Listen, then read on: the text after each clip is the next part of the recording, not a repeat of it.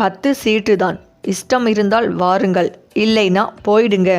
கரார் காட்டிய ஸ்டாலின், சரண்டர் ஆன காங்கிரஸ்.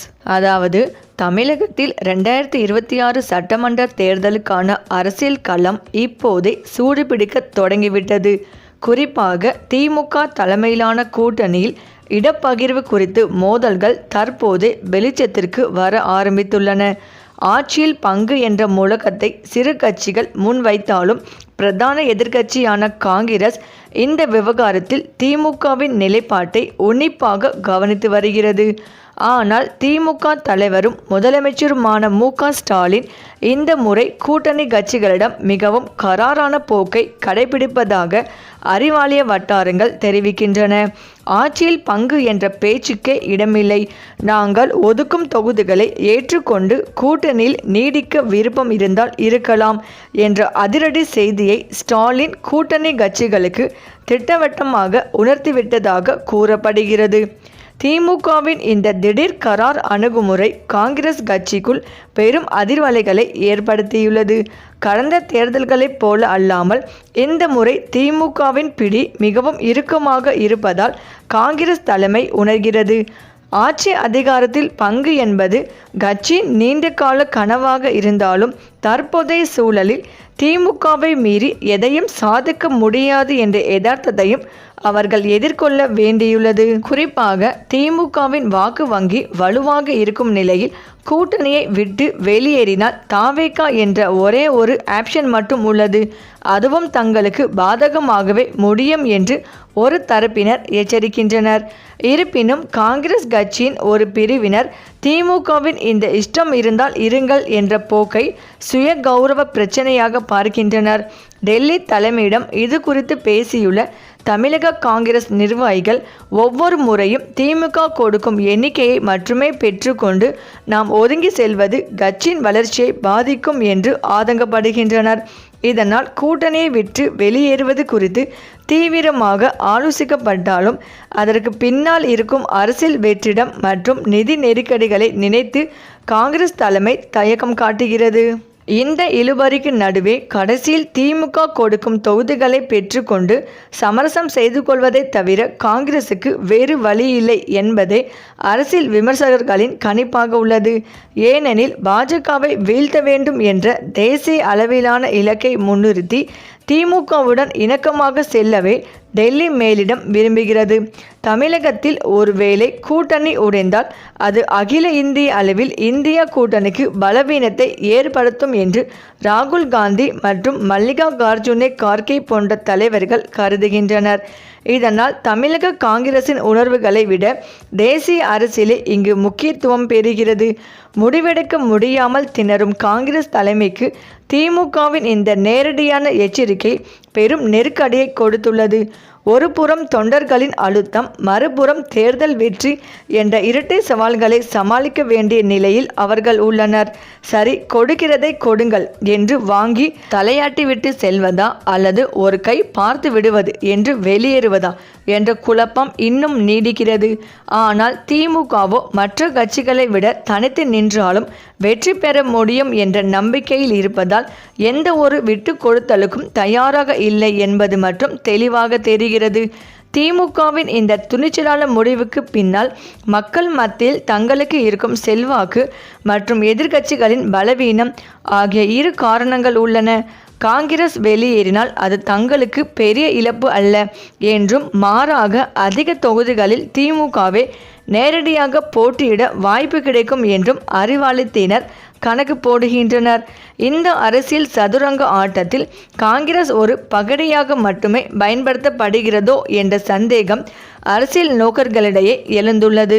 இறுதியாக 2026 தேர்தல் களம் திமுக மற்றும் காங்கிரஸ் இடையே ஒரு புதிய உறவை உருவாக்குமா அல்லது நீண்ட கால பகையை ஏற்படுத்துமா என்பது இன்னும் சில வாரங்களில் தெரிந்துவிடும். தொகுதிகளின் எண்ணிக்கை மற்றும் ஆட்சி அதிகாரம் குறித்து பேச்சுவார்த்தைகள் ஒரு முடிவுக்கு வராத வரை இரு கட்சிகளுக்கும் இடையே இந்த திக் நிமிடங்கள் தொடரப்போவது உறுதி. காங்கிரஸ் தலைமை தனது இறுதியான முடிவு அறிவிக்கும் வரை தமிழக அரசியல் களம் இந்த இழுபறி நிலையிலேயே நீடிக்கும் என்று எதிர்பார்க்கப்படுகிறது.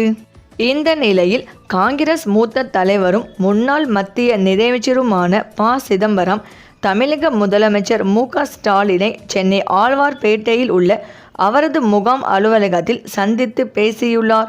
இந்த சந்திப்பு சுமார் 10 நிமிடங்கள் நீடித்ததாக தெரிகிறது. தமிழகத்தில் தேர்தல் களம் ஏற்கனவே சூடுபிடிக்க தொடங்கியுள்ளது. திமுக கூட்டணியில் காங்கிரஸ், விடுதலை சிறுத்தைகள், மதிமுக, இரு கம்யூனிஸ்ட் கட்சிகள், மக்கள் நீதி மய்யம் உள்ளிட்டவை இடம்பெற்றுள்ளன. சமீபத்தில் காங்கிரஸ், தமிழக வெற்றி கழகம், தவேகாவுடன் தனி கூட்டணி அமைக்கப் போவதாக செய்திகள் பரவின. ஆனால் காங்கிரஸ் தரப்பில் இதை உறுதியாக மறுத்தனர். அதன் பிறகு காங்கிரஸ் மேலிடம் தமிழக கூட்டணி பேச்சுவார்த்தைகளை கிரீஷ் சோடங்கர் தலைமையிலான 5 பேர் கொண்ட குழுவை அமைத்தது. இந்த குழு கடந்த டிசம்பர் 3ஆம் தேதி முதலமைச்சர் ஸ்டாலினை சந்தித்து பேசியது. இது காங்கிரஸ் தவேகா கூட்டணி வதந்திக்கு முற்றுப்புள்ளி வைத்ததாக கருதப்படுகிறது. இதற்கிடையே காங்கிரஸ் மேலிட பொறுப்பாளர் கிரீஷ் சோடங்கர் தேர்தலில் மக்களுக்கு அளிக்கும் வாக்குறுதிகளை நிறைவேற்ற ஆட்சியில் பங்கு அவசியம் என்று பேசியது தமிழக அரசியலில் பரபரப்பை ஏற்படுத்தியது. இது திமுக கூட்டணியில் காங்கிரசுக்கு அமைச்சர் பதவிகள் கோருவது போல் இருந்தது. இந்த சூழலில் நடைபெற்ற ப. சிதம்பரம் மு.க. ஸ்டாலின் சந்திப்பு முக்கியத்துவம் வாய்ந்ததாக பார்க்கப்படுகிறது.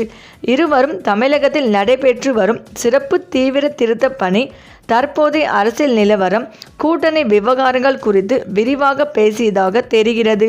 குறிப்பாக கிரீஷ் சோடங்கர் ஆட்சி பங்கு குறித்து பேசியது தொடர்பாகவும் ஆலோசனை நடத்தியதாக கூறப்படுகிறது. திமுக காங்கிரஸ் கூட்டணி தமிழகத்தில் நீண்ட காலமாக தொடர்ந்து வருவது குறிப்பிடத்தக்கது. 2021 சட்டப்பேரவை தேர்தலிலும் இந்த கூட்டணி வெற்றி பெற்றது. தற்போதைய சந்திப்பு கூட்டணியை மேலும் வலுப்படுத்துவதற்கான அடையாளமாக அரசியல் பார்வையாளர்கள் கருதுகின்றனர்.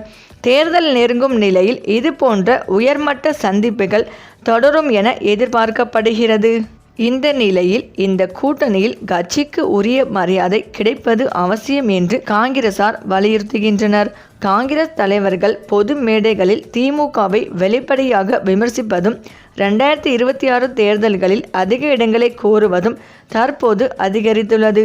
செப்டம்பர் 27 அன்று கரூர் பொதுக்கூட்டத்தில் நடந்த கூட்ட நெரிசலில் 41 பேர் உயிரிழந்ததை அடுத்து ராகுல் காந்தி நடிகர் விஜயுடன் தொலைபேசியில் பேசிய பிறகு இந்த குரல்கள் மேலும் வலுப்பெற்றன.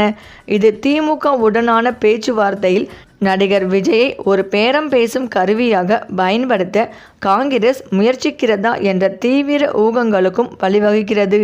இந்த தொலைபேசி அழைப்பு ஒரு மரியாதை நியமித்தமான அழைப்பு என்றும் இதில் அரசியல் எதையும் பார்க்க வேண்டாம் என்றும் காங்கிரஸ் தெரிவித்த போதிலும் வதந்திகள் தொடர்ந்து பரவி வருகின்றன. மேலும் விஜய் ஒரு புதியவர், அவரது பலம் மற்றும் பலவீனங்கள் எங்களுக்கு தெரியாது.